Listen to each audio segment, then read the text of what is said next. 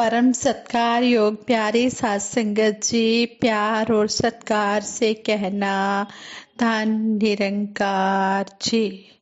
मैनू है आस तेरी, तू आसरा है मेरा।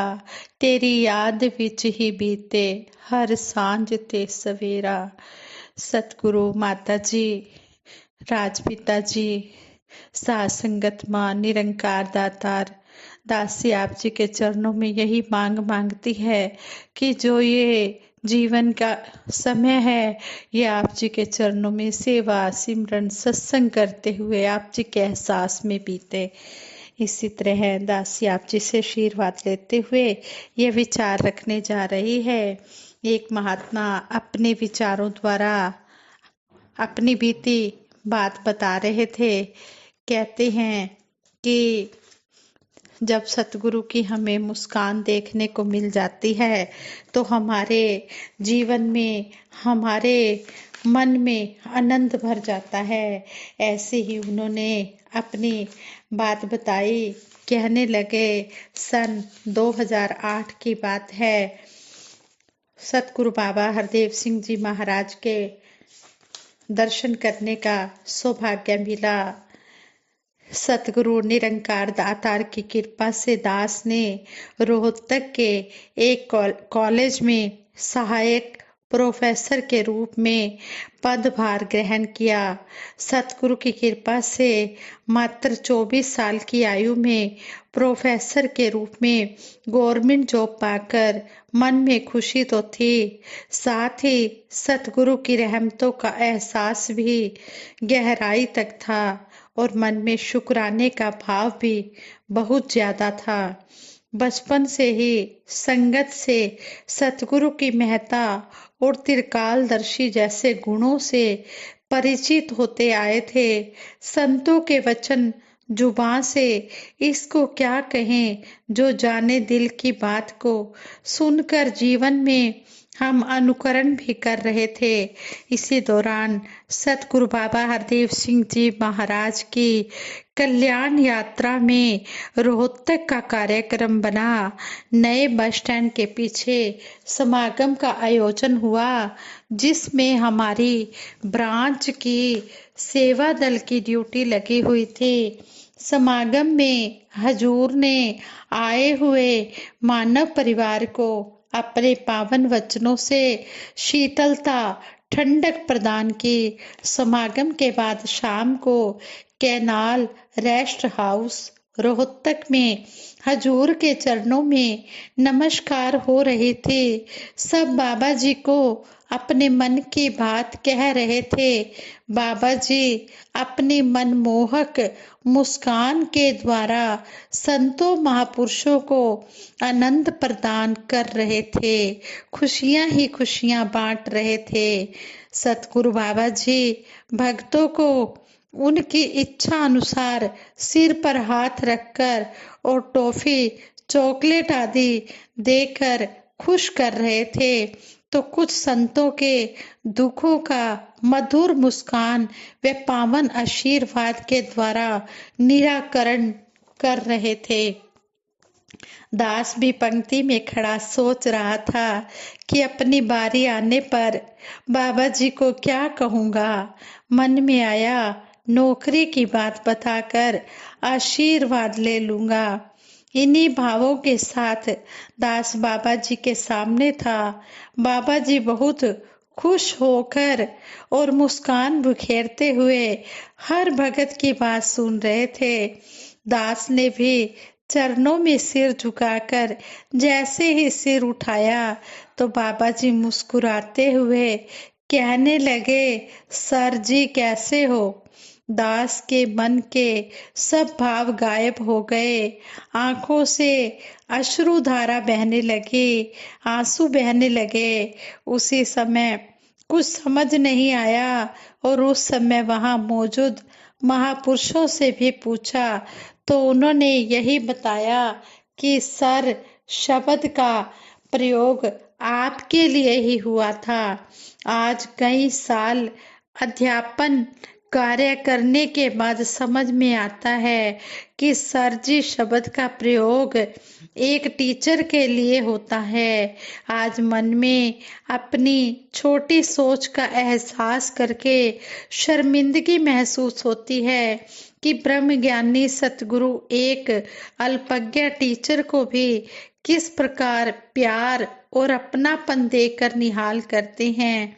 अंतर्यामी सतगुरु स्वयं ही पद पर विराजमान करते हैं और खुद ही आदर पूर्वक संबोधित भी करते हैं।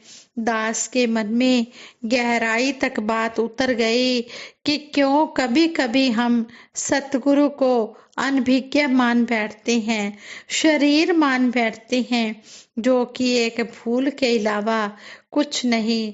निरंकार सर्वज्ञ है, सब कुछ जानता है। निरंकार का साकार रूप सतगुरु होता है, जो जानी जान होता है। यही अरदास है कि हम सतगुरु निरंकार के सगुण स्वरूप को सही रूप में समझ पाए। मानव शरीर को दुर्लभ और बड़भागी कहा गया है, क्योंकि यही मुक्ति का द्वार है। मुक्ति जिसका अर्थ है छुटकारा या निजात पाना। जब भी मुक्ति के संबंध में बात होती है तो स्वाभाविक रूप से बंधन की बात भी याद आ जाती है कि मानव संसार में जन्म लेते ही अनेकों प्रकार के बंधनों में बंधता चला जाता है। बंधन किसी भी प्रकार के क्यों ना हो, हमेशा दुखदाई होते हैं। अज्ञानता वश अहंकार के बंधन मानव को दिखाई नहीं देते। उसे लगता है कि हाथ पैर खुले हैं तो मैं कैद में नहीं हूँ। आंखें भी बंधनों को देख नहीं पाती, क्योंकि ये अदृश्य बंधन है। कई बार मानव जानते हुए भी नहीं जान पाता कि वह किन बंधनों में जकड़ा हुआ है। यहाँ हमें अपने आप से क्वेश्चन करना होगा कि हम क्यों संसार में जन्म लेते हैं और क्यों एक दिन मर जाते हैं।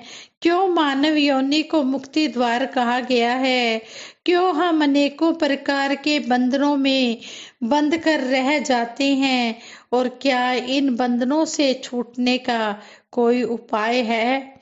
हाँ, इन बंधनों से बच निकलने का उपाय है। ऐसे तत्वदर्शी सतगुरु जो पूर्ण परमात्मा के तत्व को पल भर में जनाने में सक्षम हो, इसकी शरण में जाकर इनसे तत्व ज्ञान प्राप्त करना। भक्ति करने के लिए सेवा, सिमरन, सत्संग करें, तत्व ज्ञान को कर्म में ढाल लें तो अवश्य ही अनेकों प्रकार के बंधनों से छुटकारा पाकर अपने मूल परमात्मा में विलीन हो सकते हैं। उस अवस्था में पहुंच सकते हैं जहां पहुंचकर फिर इस संसार में नहीं लौटना पड़ता, जहां सारा जन्म मृत्यु का चक्कर ही खत्म हो जाता है।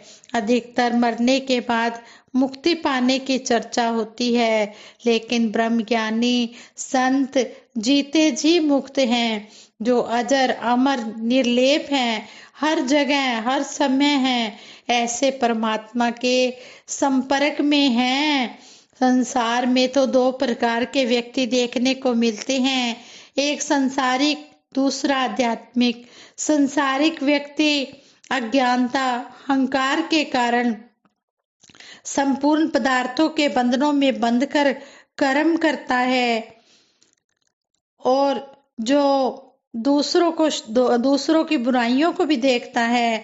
जब तक दूसरों के दोष दिखते हैं तब तक वह संसार में खड़ा होकर दुखों में ही जीवन गुजारता है, फिर भी बंधनों को छोड़ता नहीं।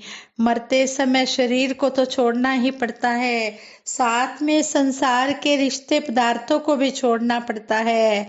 अंतिम समय में जिसकी आसक्ति शेष रह जाती है उसे फिर उसी योनि में जन्म लेना पड़ता है, अर्थात जन्म मरण का चक्कर चलता ही रहता है। दूसरी तरफ आध्यात्मिक व्यक्ति आत्मज्ञान की दृष्टि से जीवन में संसार के सारे पदार्थों रिश्तों का त्याग पूर्वक उपभोग करता है। उसे दूसरों के नहीं, हमेशा अपने ही दोष दिखाई पड़ते हैं। दोषों का अंत करने के लिए वह निस्वार्थ भाव से सेवा, सिमरन, सत्संग के साथ ब्रह्म ज्ञान को कर्म में ढालकर सुख आनंद से जीवन बिताता है। उसके लिए संसार छिप जाता है। शरीर त्यागते समय उसे केवल निरंकार ब्रह्म ही दिखाई देता है।